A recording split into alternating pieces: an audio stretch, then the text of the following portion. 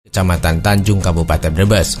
Seorang penari sintren terjatuh dari panggung usai didorong seorang penonton. Tayangan tadi adalah sebuah pertunjukan tarian sintren yang dilecehkan oleh salah satu ODGJ. Namun kali ini, kita akan membahas filosofi tarian sintren yang penuh syarat akan makna. Apa saja maknanya, kita langsung bahas.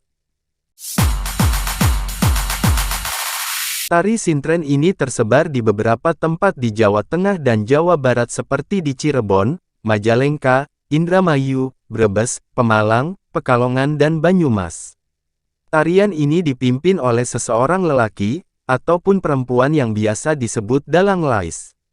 Dalang inilah yang akan memimpin dari awal hingga akhir acara. Ada beberapa tahapan dalam prosesi ini. Yang pertama, sesaji. Sesaji terdiri dari bunga 7 rupa, kemenyan, dan berbagai jajanan lain. Sesaji diibaratkan sebagai amal ibadah kita yang kita persembahkan kepada Allah. Kedua, bunga 7 rupa dan menyan simbol dari wanginya ajaran dan akhlak Rasulullah. Dan untuk jajanan-jajanan yang terdapat pada sesajen, ditunjukkan kepada kita berbagai makanan-makanan yang halal. Beginilah cara leluhur kami mengajarkan agama kepada anak cucunya. Proses tarian ini biasanya akan dilakukan berbagai tahap. Yang pertama, dalang lais akan membacakan doa-doa, dan akan segera memimpin jalannya acara dari awal sampai akhir. Ini disimbolkan dalang lais itu seperti orang tua yang mengajarkan ilmu-ilmu petuah-petuah, yang akan menuntunnya kepada Tuhan.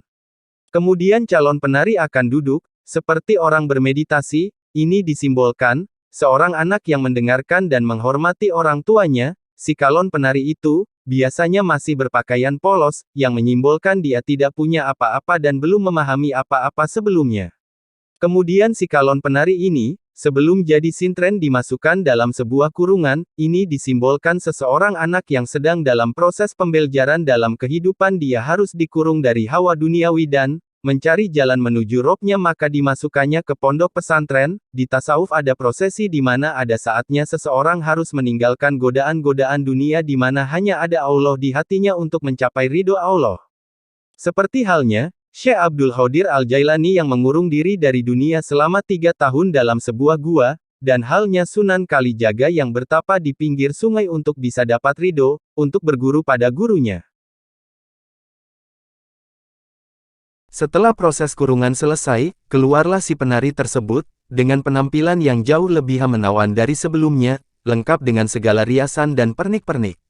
Itu menyimbolkan, dia telah berhasil mencapai makomnya, dengan segudang ilmu-ilmu yang dia pelajari. Dia akan menari, dan setiap dia menari, dia akan disawer, dengan cara dilemparkannya saweran atau uang. Setiap uang yang dia lempar mengenai si penari, maka si penari akan terjatuh tak sadarkan diri. Ini simbol bahwa dia telah tumbuh dan bermanfaat dengan ilmunya, dan keindahan pada akhlaknya. Dan dunia tidak ada apa-apa untuknya karena harta tidak dibawa mati.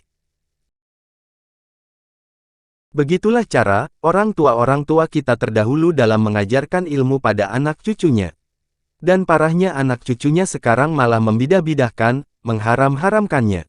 Seperti polemik tentang tahlilan. Allahu a'lam bishawab. Semoga bermanfaat. Dan jika ada kesalahan-kesalahan, kami mohon maaf.